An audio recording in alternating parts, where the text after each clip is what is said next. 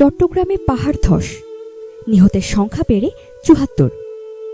চলুন বিস্তারিত জেনে নিই ফ্রিক নিউজে।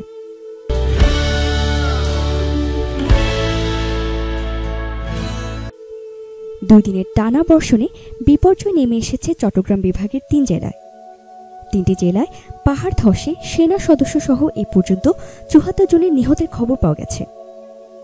নিহতদের মধ্যে চট্টগ্রামের রাঙ্গুনিয়ায় ১৯ জন এবং চন্দনাইশে ৪, রাঙামাটির সদরসহ কাপ্তাই, লংগদু এবং কাউখালীতে ৪৫ জন এবং বান্দরবানের সদরে ৬ জন নিহত হয়েছেন।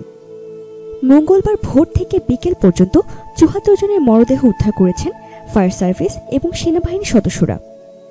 এখনও উদ্ধার কাজ চলছে। মৃতের সংখ্যা আরও বাড়তে পারে বলে আশঙ্কা করছেন উদ্ধারকর্মীরা।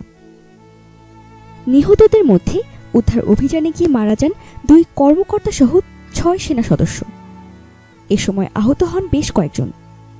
তবে এখনও কয়েকজন মাটি চাপায় আটকে আছেন বলে জানা গেছে। তাদের উদ্ধারে অভিযান চলছে।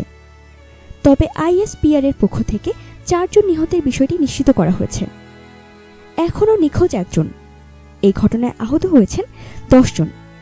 স্থানীয় সূত্রে জানা গেছে, রোববার থেকে ওই এলাকায় প্রবল বৃষ্টিপাত শুরু হয়েছে।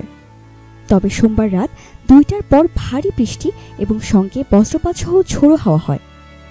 এরপরই ওই পাহাড় ধসের ঘটনা ঘটে।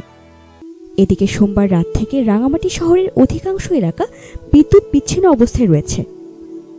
এছাড়া রাঙামাটির সঙ্গে সারা দেশের যোগাযোগ ব্যবস্থা বিচ্ছিন্ন রয়েছে।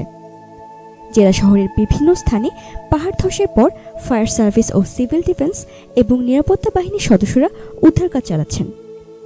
এতে হতাহতের সংখ্যা আরও বাড়তে পারে বলে আশঙ্কা করছেন স্থানীয়রা। এতক্ষণ আমাদের সাথে থাকার জন্য ধন্যবাদ।